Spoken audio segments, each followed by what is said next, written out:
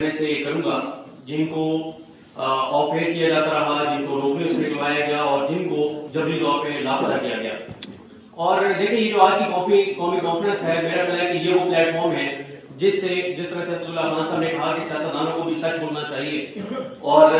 صحافیوں کو بھی سچ بولنا چاہیے، ہمارے جیسے جو رپورٹر ہیں ان کو بھی سچ بولنا چاہیے، اور میرا یہ وہ پلیٹ فارم ہے جہاں سے ہم سب کو اپنے اپنے حصے کا کم از کم جو ہم نے غلطیاں کی ہیں ان کا اعتراف بھی کرنا چاہیے اور معافی بھی مانگنی چاہیے۔ جیسے اسد اللہ خان صاحب نے کہا تو، اور اسی لیے میں نے جلدی ان صحافیوں کے بھی نام لکھے جن کو عمران خان صاحب کے دور میں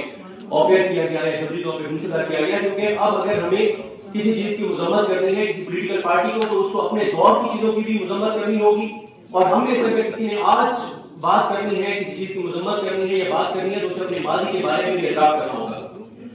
تو یہ بات سچ ہے کہ کم از کم میں اپنی بات کر سکتا ہوں، کسی اور کے خلاف میں بات نہیں کر سکتا۔ کم از کم میں یہ کہہ سکتا ہوں کہ میرا وہ زمانہ جاہلیت تھا کہ جب ہم بلوچستان کی جبری گمشدگیوں کو جسٹیفائی کیا کرتے تھے، جب ہم یہ کہا کرتے تھے کہ بلوچستان سے اگر کوئی جبری طور پہ گمشدہ ہوا ہے تو آخر اس نے کچھ تو ایسا کیا ہوگا کہ اس کو اٹھایا گیا ہے، ہمیں کیوں نہیں اٹھایا جاتا؟ تو اب جب پچھلے 2-3 سال میں جو کچھ پنجاب کے اندر، اسلام آباد کے اندر ہوا ہے تو اب ہمیں اس بات کا احساس ہوا، ادراک ہوا اور افسوس ہوتا ہے، شرمندگی ہوتی ہے کہ ماضی میں کس طرح سے ہم جبری گمشدگیوں کو جو ہے وہ جسٹیفائی کرتے رہے۔ شروع کے اسپیکرز میں سے جب میں ابھی یہاں نہیں پہنچا تھا تو میں یوٹیوب پہ لائیو دیکھ رہا تھا اس کانفرنس کو، تو ایک اسپیکر نے یہاں پر انہوں نے ایک کریٹیسائز کیا عمران ریاض خان صاحب کو،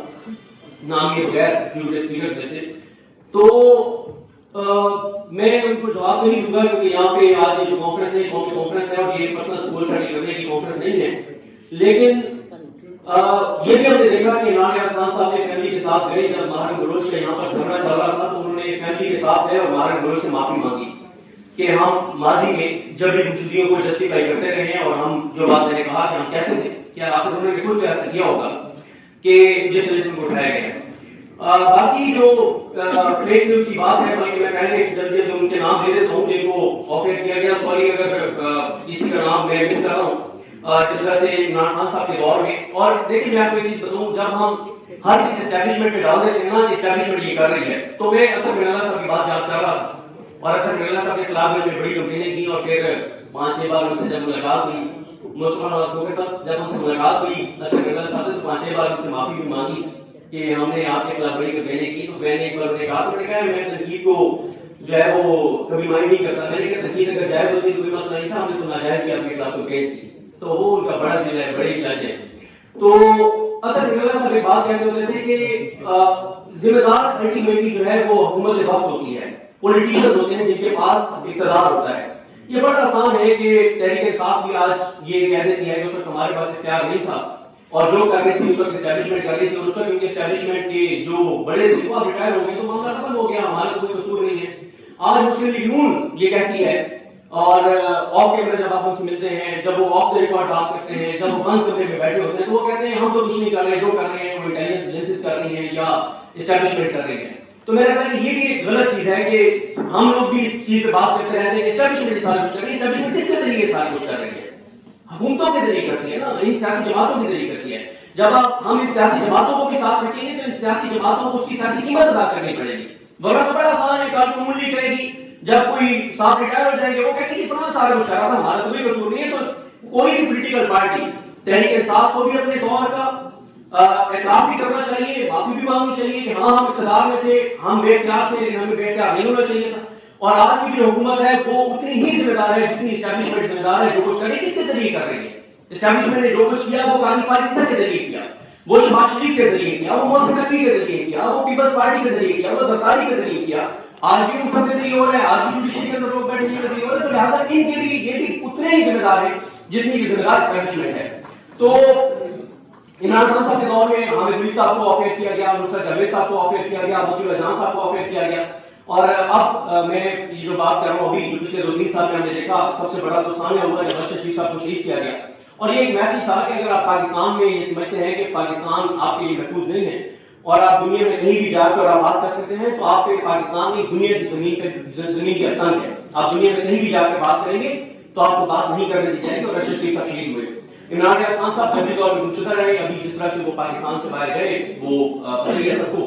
اور جو کچھ ان کے ساتھ کیا گیا، پہلے گرفتار ہوئے پھر جبری طور پہ گمشدہ ہوئے اور بہت زیادہ ان کو تشدد کا نشانہ بنایا گیا. سمیر رحیم صاحب، مریم پھول جان صاحب، متی اللہ جان صاحب اور اسد طور صاحب ہیں جو عمران خان کے دور میں بھی اٹھائے گئے اور وہ ابھی پی ڈی ایم اور پی ایم این کے دور میں بھی اٹھائے گئے. اس کے بعد متی اللہ جان صاحب کے ساتھ ثاقب بشیر صاحب تھے، ان کو اٹھایا گیا کیونکہ وہ 26 نومبر کو جو گولی چلی، جو نہتے لوگوں کو سنائپر کے ذریعے گولیاں مار کے بے دردی کے ساتھ شہید کیا گیا، تو ان کی جو ڈیڈ باڈیز لے جائی گئی تھی ہاسپٹل میں، تو وہ وہاں پہ جا کے اس کی اسٹوری کو کام کر رہے تھے، تو اس لیے متی اللہ جان صاحب اور ثاقب بشیر صاحب کو اٹھایا گیا. آفتاب اقبال صاحب کو اٹھایا گیا تھا، ایاز میر صاحب پہ تشدد کیا گیا، جمیل فاروقی کو لاپتہ کیا گیا، ابھی زین لغاری نوجوان ہے جرنلسٹ ہیں ان کو لاپتہ کیا گیا، شاکر روان کو جبری طور پر گمشدہ رکھا گیا، اسد طور صاحب کو میں ذکر کر چکا ہوں، شاہد اسلم صاحب جو ہے ان کو عمران خان کے دور میں جو ہے وہ گرفتار کیا گیا اور اب وہ بھی ملک سے باہر ہے. آغا شیخ سرور ڈیجیٹل میڈیا میں کام کرتے ہیں، ان کو جبری طور پر گمشدہ کیا گیا. اور اسی طرح سے ابھی کاشف عباسی صاحب جو ہے وہ آفیئر ہیں، اور جو اور ایسے صحافی ہیں جن کو آفیئر کیا گیا، نوٹس سے کروایا گیا اور وہ ان میں سے کچھ ملک سے باہر بھی ہیں، اس میں ثابت شاکر صاحب ہیں، عارف پیر بھٹی صاحب ہیں، ہارون الرشید صاحب ہیں، جسٹر شام صاحب ہیں، روی پرزادہ صاحب ہیں، بجاد احسان صاحب ہیں، احمد نورانی صاحب ہیں، اور یہ باقی پاکستان میں بھی ہیں، سمینا بادشاہ صاحب ہیں، اسامہ غازی ہیں، جتشام علی عباسی ہیں، زبیر علی خان ہیں، ابیل سنگھ ہیں، بیشر صاحب کو آفیئر کیا گیا دنیا نیوز سے، اور اسد اللہ خان صاحب کو یہ الیکشن سے پہلے جو ہے وہ نوکری سے نکالا گیا. اور ریگولر اسلم باجوہ ابھی ایک ٹاؤٹ کو نوکری دینے کے لیے ضمیر حیدر صاحب کو ایک چینل سے ٹیم سمیت جو ہے وہ فارغ کیا گیا، کیونکہ ایک ٹاؤٹ کو نوکری پہ رکھوانا تھا، اس کے لیے کال آئی تو ضمیر حیدر صاحب کو جو ہے وہ نوکری سے نکال دیا گیا. اگر آپ ڈیجیٹل میڈیا کے پلیٹ فارمس کی بات کرتے ہیں تو سیاست.پی کے ابھی بھی بند ہے، ایک بڑا ڈیجیٹل میڈیا پلیٹ فارم ہے. عدیل حبیب جو اس کو رن کرتے تھے وہ ملک سے باہر ہیں، حسین حفیظ نیا پاکستان پہ کام کرتے ہیں، تو ان کے گھر بھی جس طرح سے چار باری کا تقدس پامال ہو، تو بہت سے نام اس میں سے میں مس بھی کر رہا ہوں گا. دیکھیں میں بس اتنا کہنا چاہوں گا کہ اگر جو تحریک تحفظ یعنی پاکستان کا پلیٹ فارم ہے، ہماری بدقسمتی یہ ہے کہ ہمارے ہاں جو بھی صحافی تنظیمیں ہوتی ہیں، جو بھی اس طرح کے پلیٹ فارمز بنتے ہیں، اسٹیبلشمنٹ ان کے اندر سے لوگوں کو مینیج کر لیتی ہے، ان کے اندر ایسے کمپرومائز لوگوں کو شامل کر دیا جاتا ہے. ورنہ یقین کریں اگر آج میں سب سے پہلے اپنے صحافی تنظیموں کی بات کروں، اگر آج صحافی تنظیمیں صحافیوں کے ساتھ سنسیئر ہو جائیں تو میں آپ کو چیلنج سے کہتا ہوں کہ کسی ایک صحافی کو کوئی ہاتھ بھی نہیں لگا سکتا. لیکن مسئلہ کیا ہے؟ مسئلہ یہ ہے کہ ہماری صحافی تنظیمیں بھی کمپرومائز ہوتی ہیں، ان کے لوگ بھی کمپرومائز ہوتے ہیں. وہ اگر نعرے لگا رہے ہوتے ہیں، تقریریں کر رہے ہوتے ہیں، تو وہ بھی کسی کی امام پر، کسی کی اچھی بات سے، کسی کی اجازت سے کر رہے ہوتے ہیں. آج اگر ہماری صحافی تنظیمیں یہ اعلان کر دیں کہ اگر کسی صحافی کو، دیکھیں غلط میں بھی بات کر سکتا ہوں، میں کوئی ایسی چیز ہو سکتی ہے جو کوئی کہے کہ یار یہ فیکٹس کے مطابق نہیں ہے، یہ فیک نیوز ہے، تو قانون موجود ہے، یہ فیکا والے نہیں، دیگر قوانین موجود ہے، آپ قانون کے مطابق کارروائی کریں گے. مسئلہ جبری مشکل ہوگا. آج اگر صحافی تنظیم میں یہ اعلان کر دیں کہ آج کے لمحے، اس لمحے کے بعد اگر کسی کو جبری طور پہ مشتہ کیا گیا یا غیر قانونی طور پہ حراست میں لیا گیا تو ہم ڈی چوک پہ دھرنا دیں گے، سڑکوں پر آئیں گے، تو ایک بھی صحافی کو کوئی ہاتھ نہیں لگائے گا. اور اس طرح سے تحریک تحفظ ہے پاکستان ہے. میں یہ سمجھتا ہوں کہ اگر آپ اس وقت پاکستان کے حالات دیکھیں، میں تو یہ فروری کے مہینے بھی بہت زیادہ ٹریول کیا اور جب میں لوگوں سے جا کے ملا ہر جگہ، تو ایک یہ امید نظر آتی ہے کہ پاکستان کے لوگوں میں شعور آ چکا ہے. پاکستان کے لوگوں کو آپ اسلام آباد سے شروع ہوں، آپ اندرون سندھ چلے جائیں، آپ بلوچستان کے کسی علاقے میں چلے جائیں، آپ کے میں چلے جائیں، آپ کہیں چلے جائیں، آپ اس علاقے میں چلے جائیں جہاں پہ بجلی بھی نہیں ہے، اس وہاں رہنے والے پاکستانی سے ملا کے پوچھیں کہ پاکستان کے مسائل کا سبب کون ہے، کون پاکستان کے ساتھ یہ سب کچھ کر رہا ہے، اس کو بھی پتا ہے کہ کون یہ سب کچھ کر رہا ہے. تو یہ تو آپ سب کو پتا ہے. اور ظاہر ہے یہاں بڑے بڑے نام بیٹھے ہیں،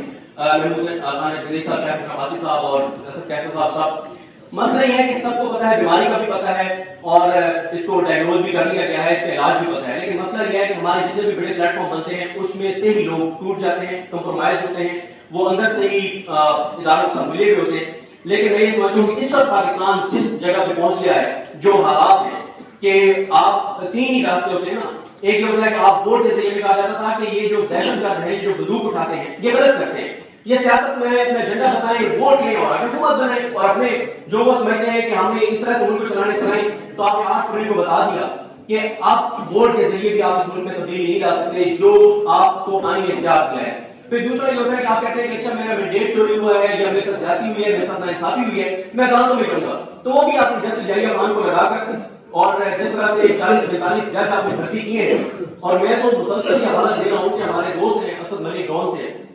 انہوں نے اپنے بلاگ میں انکشاف کیا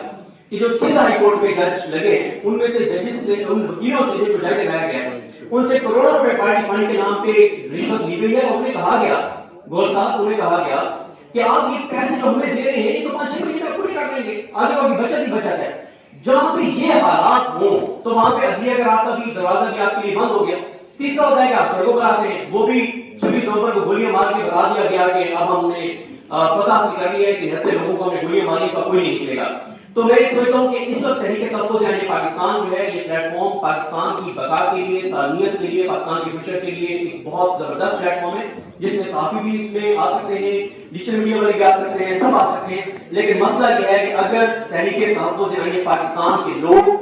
اس ملک کے ساتھ مخلص ہوں, اگر وہ کمپرومائز نہ ہو, اگر صرف یہ تحریک تحفظ یعنی پاکستان میں تحریک تحفظ یعنی پاکستان کے بہت سی مثال سے بات ہوتی ہے تو وہ کئی شخصیات مختلف لوگوں پہ وہ اپنا یہ دیکھیں اپنا پارٹی پیچھے ہٹ رہی ہے, اپنا پارٹی پیچھے ہٹ رہی ہے, کوئی پیچھے ہٹتا ہے اس کو ہٹنے دیں. لیکن اگر یہ پلیٹ فارم تحریک تحفظ یعنی پاکستان کا پلیٹ فارم جو ہے وہ اگر ملک کے ساتھ مخلص ہو کر, پاکستان کے لوگوں کے ساتھ مخلص ہو کر یہ موومنٹ چلاتا ہے تو میرا خیال ہے کہ کروڑوں پاکستانی اس موومنٹ کے ساتھ ہوں گے. ابھی کیونکہ لوگ اصل میں نا اعتبار نہیں کر رہے کسی پہ بھی, لوگوں کو لگتا ہے کہ ہر پلیٹ فارم ہر سیاستدان کمپرومائز ہے اور یہ بات میں دھوکہ دے جائے گا, کوئی چائے کے لیے چلا جائے گا تو کوئی کسی اور کام کے لیے چلا جائے گا. تو اس لیے لوگ اعتبار کرنے کو تیار نہیں ہے. لیکن جس دن لوگوں کو یقین آ گیا کہ تحریک تحفظ یعنی پاکستان کی قیادت پاکستان کے ساتھ مخلص ہے تو اس دن کروڑوں لوگ اس موومنٹ کے اندر شامل ہوں گے, اس کے ساتھ ہوں گے. اور میں خیال ہے کہ تحریک تحفظ یعنی پاکستان کا جو پلیٹ فارم ہے, جو اس کا ایجنڈا ہے, جس کی گفتگو ہے, یہ پاکستان کی بقا اور سالمیت کے لیے بہت ضروری ہے. بہت شکریہ.